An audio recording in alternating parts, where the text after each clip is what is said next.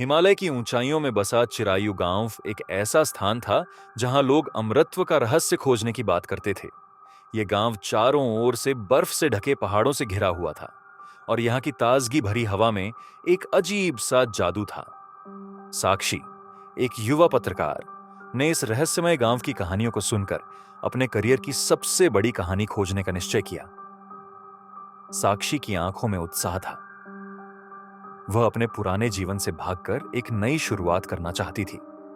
वह हमेशा से सच्चाई की खोज में रही थी और इस बार उसे ऐसा लग रहा था कि यह उसकी किस्मत का मोड़ होगा। उसने अपने बैग में कुछ जरूरी चीजें रखीं और अपने छोटे से शहर से निकल पड़ी। जैसे जैसे वह चिरायु गांव की ओर बढ़ती गई, उसे वहां का दृश्य अद्भुत लगा। पहाड़ों की चोटियां बर्फ से ढकी थीं और उनके बीच में बसा यह गांव एक रहस्यमय संसार की तरह लगता था।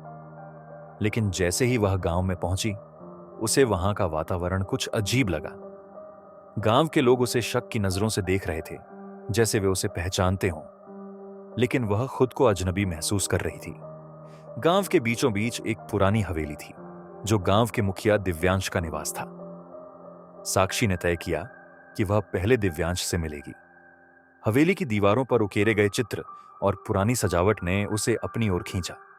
वह भीतर गई और दिव्यांश को देखा। दिव्यांश एक गंभीर व्यक्ति थे, जिनकी आंखों में गहराई और अनुभव की झलक थी। उन्होंने साक्षी को देखकर कहा, आप यहां क्यों आई हैं? मैं अमृतत्व के रहस्य की खोज में आई हूं, साक्षी ने आत्मविश्वास से उत्तर दिया। क्या आप मुझे इसके बारे में कुछ बता सकते हैं? दिव्यांश ने एक गहरी सांस भरी और कहा, नयन, यहाँ के लोग अमृतत्व के बारे में बातें करते हैं, लेकिन यह सच नहीं है। यह केवल एक मिथक है। लेकिन लोग कहते हैं कि आप इस रहस्य के बारे में जानते हैं, साक्षी ने कहा। क्या आप मुझे इसके बारे में बताने के लिए तैयार हैं? दिव्यांश ने कुछ पल चुप रहने के बाद कहा, इस रहस्य की कीमत होती है। जो लोग इसे जानने की कोशिश करते हैं, वे अक्सर अदृश्य हो जाते हैं। साक्षी ने महसूस किया कि दिव्यांश उससे कुछ छिपा रहा है, लेकिन उसने हार नहीं मानी। उसने गांव के अन्य लोगों से भी बातें करने का निश्चय किया। उसने मीरा को खोजा, जो गांव की एक विद्या जानने वाली महिला थी। मीरा ने साक्षी को बताया कि गांव के लोग काले जादू और अंधविश्वास में विश्वास करते हैं। क्या आप सच में मानती हैं कि यहां कोई अमृतत्व है? मीरा ने पूछा। मैं नहीं जानती, साक्षी ने जवाब दिया, लेकिन मैं जानने के लिए यहां आई हूं।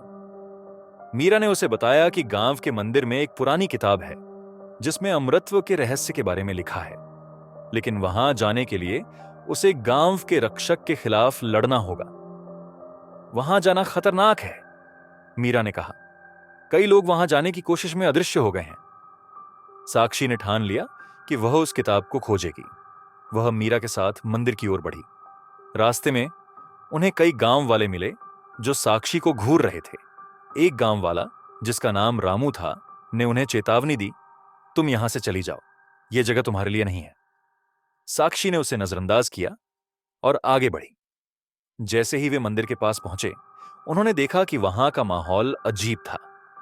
मंदिर की दीवारों पर अजीब से प्रतीक बने हुए थे और वहां की हवा में एक डरावनी सी खामोशी थी। साक्षी और मीरा मंदिर के दरवाजे के पास पहुंची। दरवाजे पर एक पुराना ताला था। साक्षी ने उसे खोलने की कोशिश की, लेकिन वह नहीं खुला। तभी अचानक एक काली छाया उनके पीछे आई। तुम्हें यहां नहीं आना चाहिए। वह एक रहस्यमय व्यक्ति था, जिसके चेहरे पर एक मास्क था। यहां से जाओ, नहीं तो तुम्हें अंजाम भुगतना पड़ेगा। साक्षी ने हिम्मत जुटाई और कहा, मैं यहां केवल सच्चाई जानने आई हूं। सच्चाई खतरनाक होती है, वह आदमी बोला। तुम इस रहस्य को नहीं जान सकती। साक्षी ने महसूस किया कि वह उस व्यक्ति से डर रही थी, लेकिन उसने डर को अपने ऊपर हावी नहीं होने दिया। उसने कहा, मुझे जानने दो, मैं यहां की कहानी बताना चाहती हूं। उस व्यक्ति ने एक गहरी सांस भरी और कहा, ठीक है, लेकिन तुम्हें यह जानना होगा कि जो लोग इस रहस्य को जानने की कोशिश करते हैं, वे अक्सर अदृश्य हो जाते हैं। साक्षी ने एक बार फिर से अपनी हिम्मत को इकट्ठा किया और कहा, मैं इसे जानने के लिए तैयार हूं। जैसे ही वह व्यक्ति पीछे हटने लगा, साक्षी और मीरा ने मंदिर के दरवाजे को खोलने की कोशिश की, दरवाजा धीरे धीरे खुला और एक रहस्यमय प्रकाश उनकी आंखों के सामने आया। जैसे ही वे अंदर दाखिल हुईं, उन्हें वहां की दीवारों पर पुरानी चित्रकला दिखाई दी। उन चित्रों में गांव के इतिहास और अमृतत्व के दावों की कहानी थी। यहां कुछ है, साक्षी ने कहा, हमें इसे समझना होगा। जैसे ही उन्होंने दीवार पर लिखी गई बातें पढ़ी, उन्हें समझ आया कि गांव के लोगों ने सदियों से एक काले जादू से खुद को बचाने का प्रयास किया है। लेकिन यह जादू वास्तव में क्या था, यह अभी भी एक रहस्य था। साक्षी ने आगे बढ़कर एक पुरानी किताब को उठाया। उसके पन्ने पलटते ही एक अजीब सी आवाज सुनाई दी। इस पुस्तक को पढ़ने का मतलब है अपनी जान को खतरे में डालना, मीरा ने कहा। मैं जानती हूं, लेकिन मुझे यह जानना होगा, साक्षी ने कहा।